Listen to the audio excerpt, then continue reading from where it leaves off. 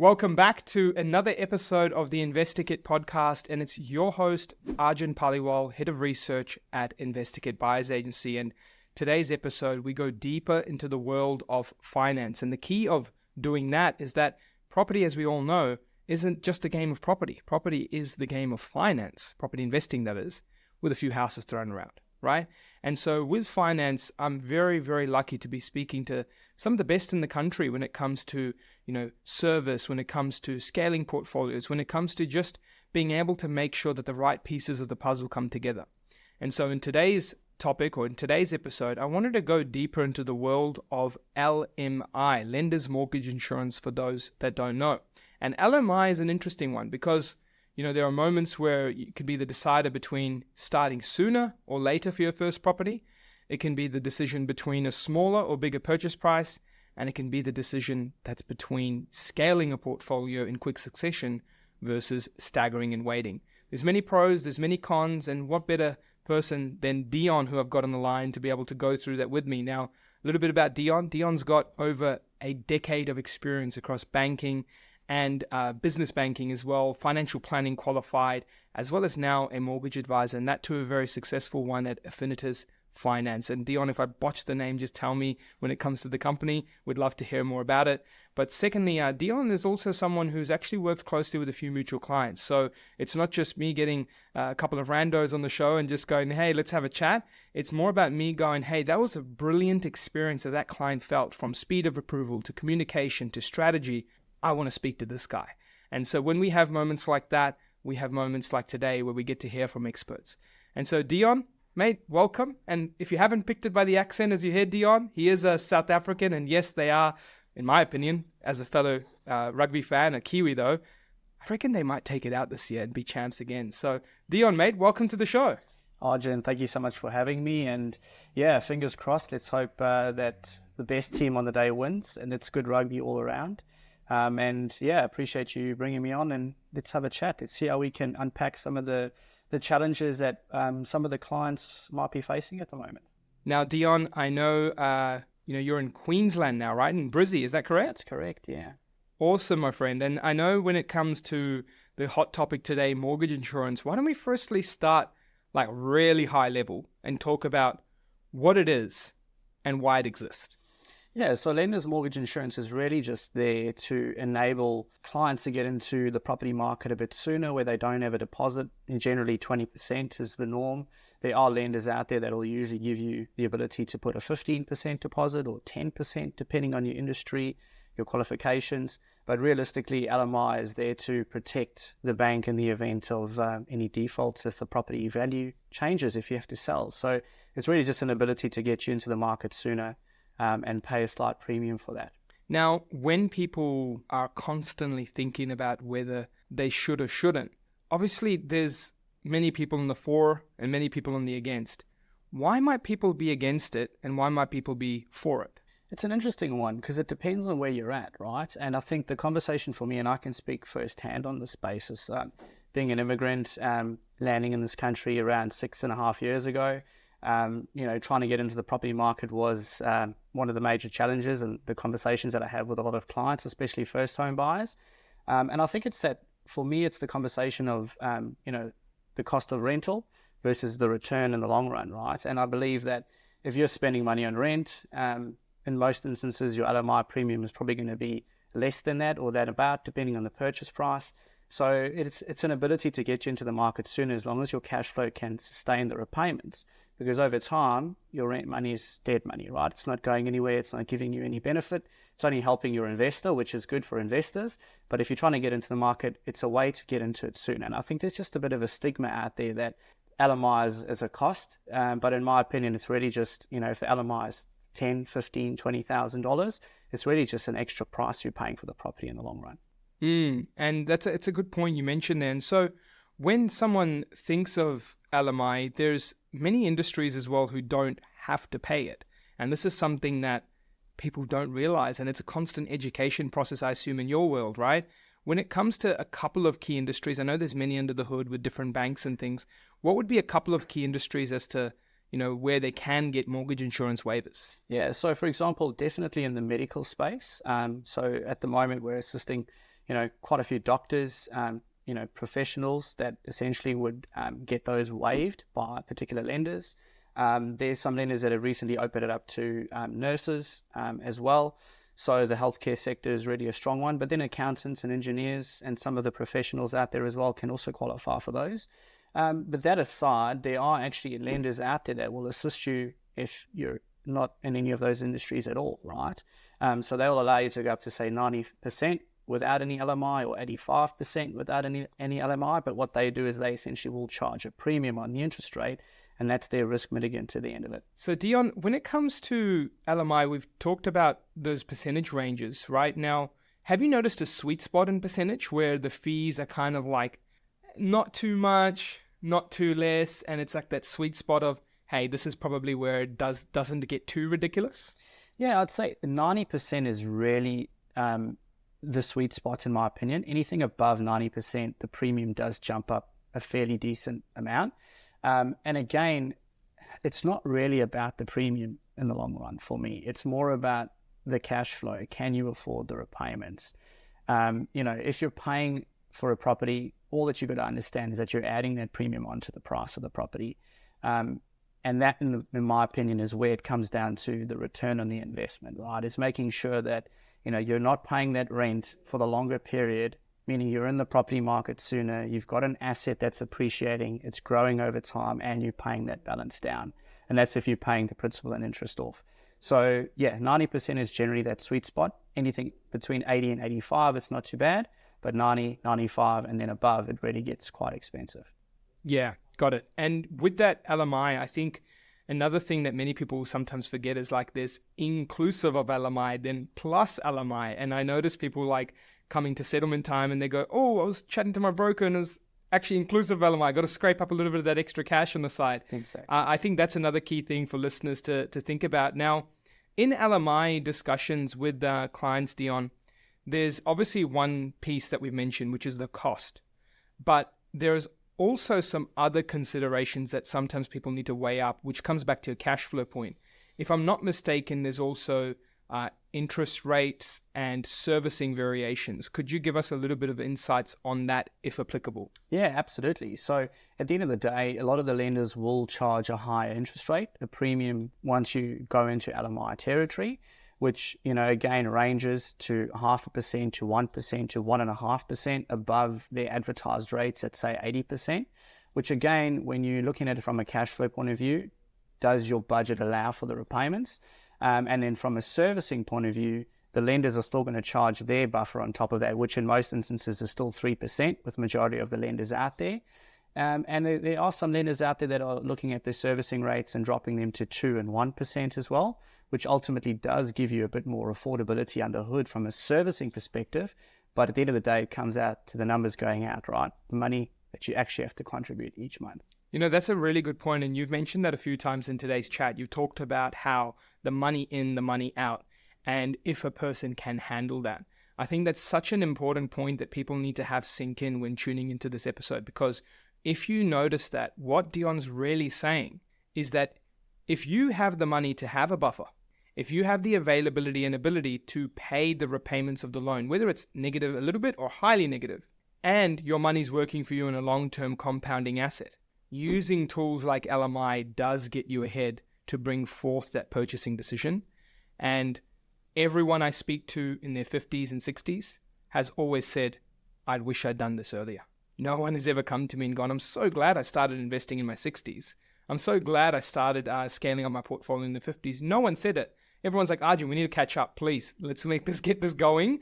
But I wish I'd started earlier. So Deon, you make a very good point around the cash flow, the ins and outs, and once you manage that.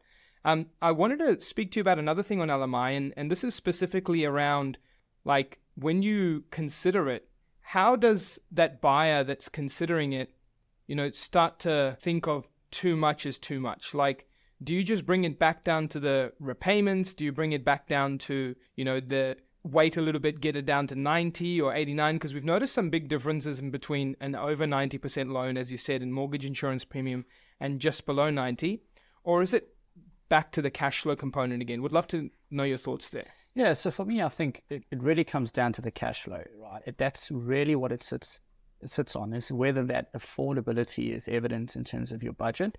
But long term, I think if you're paying premium for a property and then still wanting to put LMI on top of it, that might be a conversation that you need to understand a little bit more about, because you've got to understand whether you're going to get those returns in the shorter term. Otherwise, you might have to wait a bit longer for those returns to come through to actually pay itself off. Because essentially, if you bought a property for $500,000 and you pay $20,000 in LMI, you've got to ensure that that property grows by at least 4 to 5%, right? Before you can start to see that you're actually warranting putting that LMI premium in place. And I guess it depends on the market, the type of property that you're going into as well. But for me, it's not more, it's like I said, I'm saying it again, it's more so about the cash flow. Can you afford it? Because realistically, you hold the property or the asset long enough, it's going to give you the return. You're going to pay the value down. It's going to save you rather than paying rental, right? And this is purely from an owner-occupied perspective. I think the challenge comes to the foreground when you're speaking to investors where they have an existing property, they've got their own cash flow commitments there, which at the moment are probably a little bit more constrained with the way rates have gone. And we're now looking to use equity because you've had a lot of growth in properties over the last few years. So there's equity sitting there, which could be used to essentially get into the investment market. It's around then understanding whether that's possible and whether you should go into LMI territory to do the investment purchase, because that's where it comes down to the cash flow. Because realistically, your return on investment or your rental yield is going to dictate how you go from there. Yeah, and it's a balancing act. But on this whole topic of cash flow, you know what the whole thing that makes it quite precious that the banks do? I'm just thinking here, right? They have LMI as a way to protect themselves and insure them in case you default.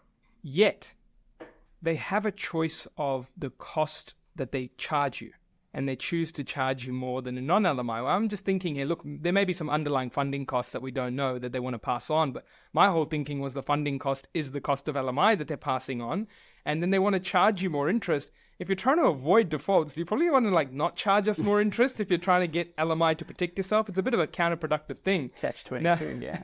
Exactly, right? Now, on the note of LMI, I think when you start taking it out on a property, there's this myth that people think, well, I can't take it out again on the same property. And so this makes people sort of pause because they took LMI on their first purchase, say to 90%. Then they're thinking, well, I don't want to revisit my lender to take out equity on the growth until X happens. And X is usually a huge amounts of growth to bring it down to 70% so they can go back to 80. Am I correct in saying that lenders don't charge the whole LMI again and it's more in a portion? Could you maybe give some insights into that? Yeah, that's right. So lenders will charge you a top-up LMI premium. So effectively, depending on what you paid previously against the value of the property and what you're looking to get out for new lending purposes, they'll essentially apportion it based on what you paid as a premium and then top it up to that new LVR level that you're essentially going to be going to. So realistically, when you're with the same lender, and if the purpose is warranted, they'll be more than happy to do that. But realistically, if you're refinancing just to refinance, it can be a bit of a problematic conversation to have with the lenders, because then is there a benefit to doing that? So realistically, you've got to ensure that there's a purpose for those additional funds or the reasoning around wanting to pay a new premium moving forward. Mate, thank you for clarifying that. And investors out there, that is a really important aspect. Just tuning in, if you rewind that one more time, you'll realize that you can actually take out equity from a property that you bought with 90% and it's grown again. And then that allows you to take it up to 90% again of the new growth that's occurred. And you'll pay that apportioned LMI. That's an important way to continue scaling. And it takes me back to some of my earlier days where, yes, I was very fortunate to work in the banks and we had LMI waivers. But there was a period where I bought properties in trusts. And there was a period where I bought properties and I wasn't in the bank. And even though I had a surplus amount of cash and surplus amount of equity, I still continued to move to 90% on subsequent purchases because the cash is better with me than it is with the banks. Because to me, the banks are much easier in giving you money at the start when you're buying, but it gets harder and harder to keep taking money and keep, being an active property investor. The key is to find moments of activeness, moments of balance and passiveness. And I'd rather pay a little bit of a cost to doing business, knowing how young I am to be able to scale later on. Just knowing that allowed me to feel more comfortable with more cash in bank. And remember, for investors tuning in, very few people will actually be afraid of scaling if they have two things: an ability to cover a repayment and a cash in bank to be able to cover buffers and emergency funds. So Deon, thank you so much for sharing everything about LMI. I need one last question here, my friend, or maybe two. One last question on the LMI front is, there's a bit of a technical space here. Now, technical space, I know you're an accountant, you can't advise on certain things here, or I know you're not the bank themselves and you're broking and supporting people with so many key aspects of their finance. But there's LMI claims that people make to try and get some, if I'm not mistaken, portion of their LMI back that they paid in unique circumstances, which I actually don't know too much of. So this is selfish learning for me. I want to learn more about this, right? And the second one is tax deductibility on LMI and investors thinking long-term from a tax side. Could you maybe give some insights into these two, just so I could understand more on that as well? Yeah, thanks, Arjun. I really can't steer down the path of the tax side of things because, again, I'm not licensed to provide tax advice. But from a refund point of view, there are lenders that will essentially reimburse you your LMI premium if you sell the property within a certain period of time, or if you dispose of the asset within a certain period of time for any particular reason. Generally, if you're refinancing away or moving to another lender, that's not the case. It's really if you're selling the asset within a 12-month period, then they'll look at giving you that LMI premium back. Now, with this LMI thing, it's really important to, on the refund side, that you speak to brokers, you speak to the bank proactively, because I don't think they're running around telling everyone, hey, come get your LMI back from us.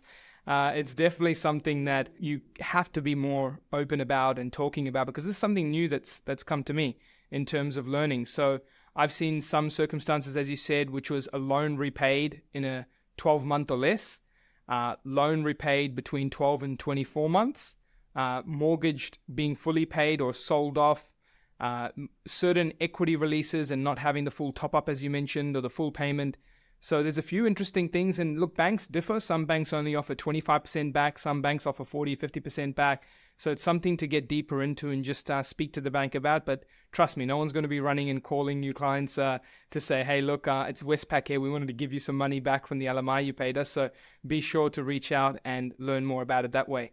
Now, I said two questions. The last and final question was, Deon, you obviously provide the journey mapping for people on LMI, whether they should, they shouldn't, or at least provide them all the options, percentages, the numbers, the ins and outs, borrowing calculators, really giving people the vision of scaling a portfolio or buying a home to live in and seeing the opportunity cost. Mate, this is such a brilliant thing that you do, but many people don't know about this, including LMI waivers and how they can get that off. How can people get in touch with you, whether it's regarding seeing if their industry can have LMI waived, or whether it's a pre-approval with LMI to reduce that opportunity cost? Would love for people to be able to reach out and connect with you. Yeah, absolutely. Thanks, Arjun. They can reach us at Affinitas Finance and chuck us on Google and search us out. And yeah, reach out to me or one of the team, myself, and the team will definitely be able to provide you some guidance on where you're positioned and what we can possibly do for you. Fantastic, my friend. That's Deon, mortgage broker at Affinitas Finance. And if I've got that right, Deon, is there a link as well that they can jump into to reach out? Or LinkedIn, I believe you're pretty active on as well. They can connect there with you? Absolutely, yeah. Perfect. Thank you so much, Deon. Appreciate your time for another episode here at the InvestorKit podcast. Thank you for having me, Arjun.